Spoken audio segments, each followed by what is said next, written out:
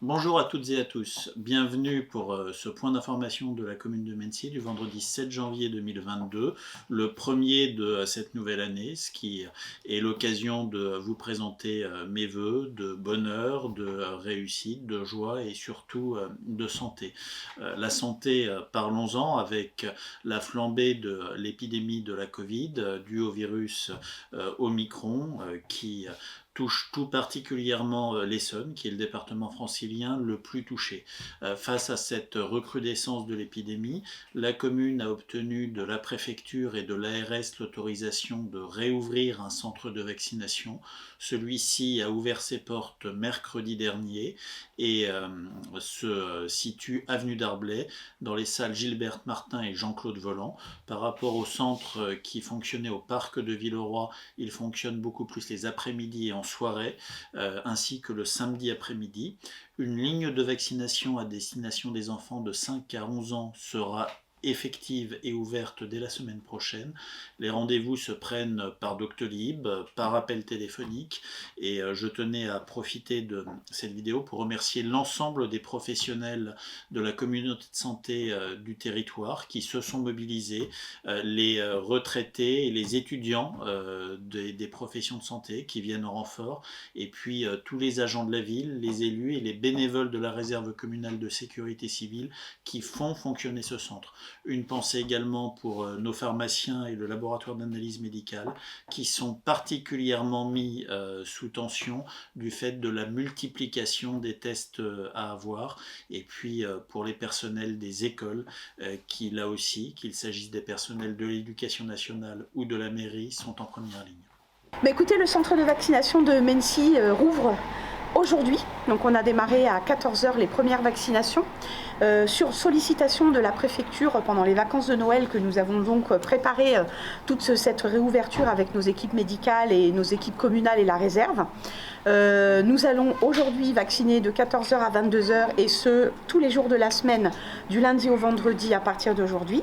168 vaccinés à peu près par journée. Sur 2 lignes, voilà, avec l'équipe qui a déjà participé pour une bonne partie au centre de vaccination qui avait ouvert ses portes en mars 2021 et qui avait fermé sur directive de l'ARS en novembre de l'année dernière.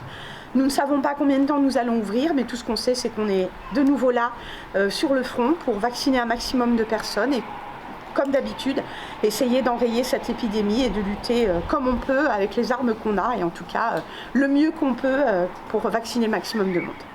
Bonjour à tous. La préfecture et l'agence régionale de santé autorisent la ville de Mency à rouvrir le centre de vaccination. Les services municipaux ont aménagé les salles Martin et Voland au 14 avenue d'Arblay pour vous recevoir. Les rendez-vous se prennent uniquement sur Doctolib. Les professionnels de santé et la CPTS du Val d'Essonne et de Vallée proposent la vaccination au Moderna pour les patients de plus de 30 ans et au Pfizer pour les patients de 5 à 30 ans. Respectez les gestes barrières, prenez soin de vous, bonne année. Bonjour, ça s'est très bien passé. J'ai pris rendez-vous sur Doctolib hier et je suis arrivé ici à 14 h, agréablement accueilli. Ça s'est passé très, très rapidement.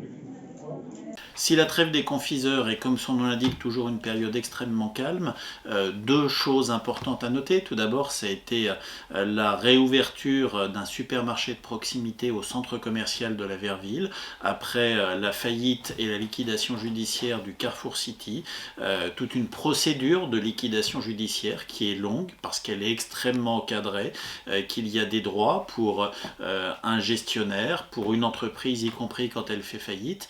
Et donc, au terme de cette procédure, c'est un magasin Franprix qui a vu l'autorisation de reprendre les locaux suite à une décision judiciaire. Ce magasin a pu réouvrir le 30 décembre dernier et viendra dynamiser et contribuer à faire vivre le centre commercial de la Verville. En tout cas, je leur souhaite, en mon nom et en votre nom à tous, bon vent. Et puis, c'est également l'occasion d'avoir un mot pour rappeler que nous aurons poursuivront au deuxième semestre, à compter du début de l'été, les travaux de rénovation et d'embellissement des parties intérieures du centre commercial de la Verville. Ces espaces intérieurs appartiennent aux copropriétaires. La ville va récupérer 80% de ces espaces à l'euro symbolique et va investir un peu plus de 400 000 € avec des subventions de la région Île-de-France à hauteur de 50% pour permettre la rénovation, l'embellissement et le gain d'attractivité de ce centre commercial de proximité essentiel. Nous avons choisi la ville de Mennecy puisque l'Île-de-France, au niveau Île-de-France, au niveau surtout Paris, on voit que la population est assez servie, ils ont assez de magasins de proximité, alors que dans les villes un petit peu éloignées de Paris, nous avons constaté qu'il manquait des magasins de proximité, donc d'où notre choix de Mennecy et surtout la ville, l'accueil qui nous a été fait au niveau de la ville.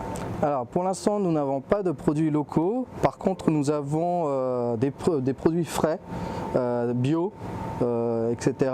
Et notre volonté c'est de travailler avec des producteurs locaux de proximité pour pouvoir ravitailler notre magasin. Nous avons prévu de faire un recrutement surtout au niveau de la caisse et au niveau du rayonnage, donc des personnes qui sont susceptibles d'être polyvalents, voilà, c'est le profil que nous cherchons. Pourquoi pas des contrats d'apprentissage, voire des contrats à mi-temps aussi. Alors pour terminer, nous remercions l'ensemble de la population de Mennecy et puis les personnes qui nous ont aidés à créer à redonner la vie à cette structure pour accueillir le grand public, donc la mairie, Madame Dora, la maire adjointe et puis toute autre population. Si jamais j'ai oublié quelqu'un, je m'excuse. Et tout le monde, toute personne qui nous ont aidés à créer cette structure. Deuxième point noté pendant ces vacances, eh bien c'est un nouveau chantier jeune qui a eu lieu, qui a regroupé et permis à 15 jeunes Menneçois de 16 à 18 ans de passer du temps, de travailler et de gagner de l'argent en travaillant pour leur commune sur des missions d'intérêt général. Et puis dire que cet effort qui est porté par la ville pour permettre à chaque jeune de 16 à 18 ans qui le souhaite de se voir garanti une semaine de travail s'il le souhaite par la commune a été cette année particulièrement fort. En temps normal, c'est 90 à 100 jeunes qui sont accueillis chaque année. Cette année, nous avons battu un record. Ce sont 137 jeunes Menneçois qui auront consacré une semaine de leurs vacances à l'intérêt général et à la vie de notre commune, qu'ils en soient félicités. Cette semaine a également vu à l'EHPAD du Petit Mennecy la fête des centenaires, ces 6 centenaires qui vivent au sein de cet établissement et qui ont pu bénéficier dans le cadre et dans le respect des conditions sanitaires d'une fête d'anniversaire. Oui, bonjour, je suis Hervé Dose, donc je suis le directeur de l'EHPAD Maison de Famille Les Étangs. Donc un bel établissement qui accueille plus de 91 résidents aujourd'hui. Et aujourd'hui c'était le jour d'Épiphanie. Donc à part partager les vœux et la galette des rois, on voulait surtout rendre hommage à 6 personnes qui nous sont importantes et chères. Ce sont 6 centenaires qui à eux 6 ont plus de 600 ans de vie, une histoire de vie de plus de 600 ans, pardon. Et c'est ce qu'on voulait rendre hommage aujourd'hui. C'est important de les mettre en avant, bien sûr. Alors, tout au long de l'année, on a des événements liés soit au calendrier, soit des fêtes le samedi, soit des fêtes avec les familles, soit... Le but du jeu, c'est quand même, in fine, qu'il y ait des événements pour les résidents. Et si on peut mettre en avant à chaque fois ces personnalités, on le fait.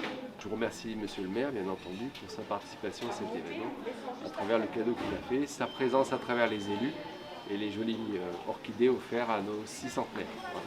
Dans les manifestations à venir, même si beaucoup d'entre elles sont beaucoup plus contraintes ou beaucoup plus limitées qu'en temps normal, a signalé un atelier culinaire qui aura lieu le 12 janvier au restaurant La Saveur des Tocs dans le cadre du pôle parentalité porté par la commune. Enfin, à la saveur des tocs, encore une fois, se tiendra ce samedi 8 janvier la prochaine édition des hivernales, cette manifestation qui continue à se dérouler week-end après week-end. Là aussi, dans le cadre des mesures de sécurité liées à la pandémie, c'est-à-dire qu'il n'y a pas de consommation debout, il n'y a pas de soirée dansante, il y a une animation musicale proposée aux clients qui mangent à table par des musiciens, et c'est, je crois, une bonne chose que de permettre aux musiciens de la commune de se produire et de donner du plaisir, du bonheur et d'offrir un petit peu de culture aux personnes qui viennent passer un dîner en soirée ou une soirée entre amis ou en famille. Je vous souhaite à toutes et tous une très belle semaine et vous renouvelle mes vœux de belles et heureuses années.